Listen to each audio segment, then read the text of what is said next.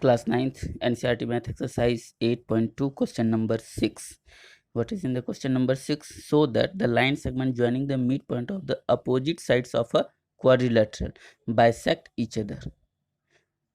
Line segment joining the midpoint of opposite sides bisect each other. It means A, B, C, D is a quadrilateral. E is the midpoint of side AB, F is the midpoint of sides BC, and G is the midpoint of side CD, H is the midpoint of side DA. It means E, F, G, H are the midpoint of side AB, BC, CD, DA respectively. What we have to show? We have to show that the line segment joining the midpoint of opposite sides of a quadrilateral. Line segment joining the midpoint of the opposite side. This AB and CD are the opposite sides, and EG is the midpoint of the opposite sides. This line segment joined. GH को हम लोग join कर दिए, उसी तरीके से HF को join कर दिए. ज्वाइन करने के बाद हम लोगों को क्या प्रूफ करना है कि ये दोनों लाइन एक दूसरे को बाइसेक्ट करता है. इट मीन्स वो we have to prove this side is equal to this side is equal to this side. We have to prove it. Construction हम लोग करते हैं. Join the diagonal AC of quadrilateral ABCD. Also join EF and GH, this line and this line. After that, in triangle ACB, इस triangle में क्या हो जाएगा? In triangle ACB में E and F are midpoint of side AB and BC. So we can say that EF is parallel to AC and also EF is equal to half of AC. In the similar way, in triangle ACD, इस triangle में क्या हो जाएगा? G and H are the midpoint of sides C, D and DA respectively. If both the points are the midpoints, so we can say that GH is also parallel to AC and equal to half of AC. If this line parallel to this line and this line also parallel to this line, then we can say that EF parallel to GH and EF also equal to GH. If both the line are parallel and this is the transversal, if both the line are parallel and this is the transversal, तो हम लोग कह सकते हैं कि this is the alternate interior angle. This is alternate interior angle. Alternate interior angle are equal. Similarly, this line parallel to this line and this line is a transversal. So this line, this angle is equal to this angle, alternate interior angle. और अभी हम लोग क्या proof किए? EF is equal to GH. अब इस दोनों triangle में, इन triangle GHO and in triangle EFO, GHO and in triangle EFO में क्या हो जाएगा? This angle is equal to this angle, this angle is equal to this angle, and this side is equal to this side. So we can say both the triangle are congruent. If both the triangle are congruent, then we can say that the corresponding part of the congruent triangle are equal. Hence we can say that OG is equal to OE, OH is equal to OF. This is proved. It means this side is equal to this side and this side is equal to this side. It is proved. Now I am going to write down the proof. Join diagonal AC of quadrilateral ABCD. AC को हम लोग join कर देते हैं and join EF and GH also. EF और GH को भी हम लोग ज्वाइन कर देते हैं. This is construction. Now in triangle ACB,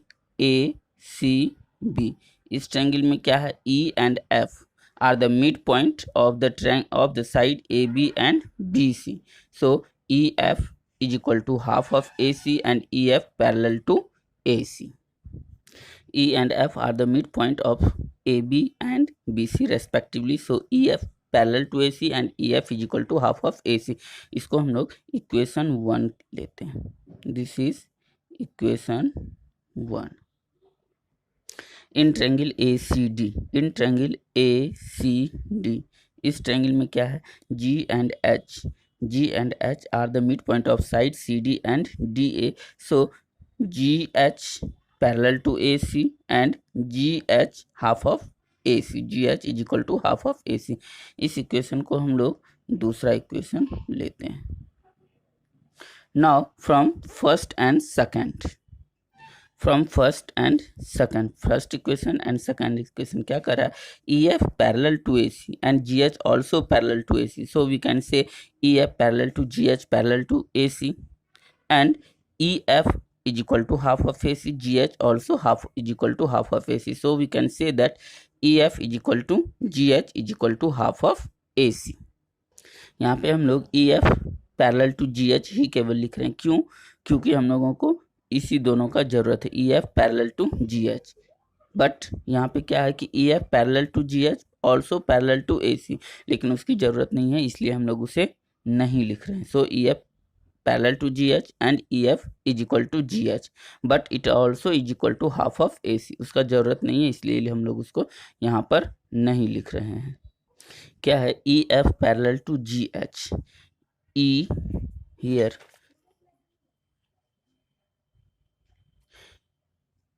EF parallel to GH, this line parallel to this line, and GE is a transversal, so we can say this angle is equal to this angle, alternate interior angle.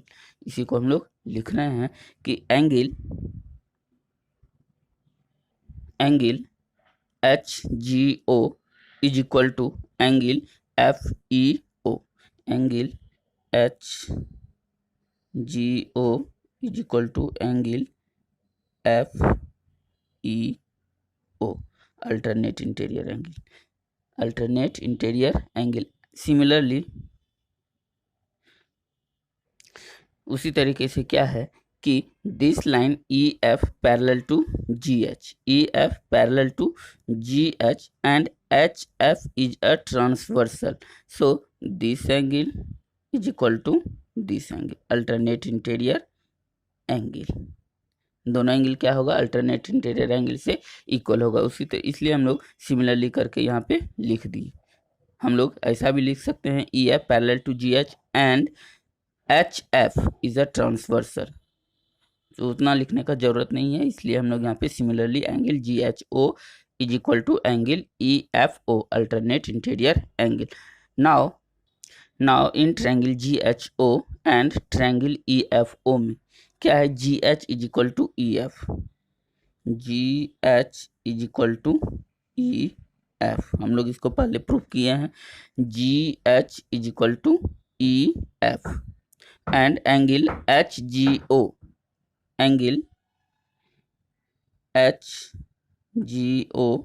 Is equal to angle FEO, alternate interior angle, and angle GHO is equal to angle EFO.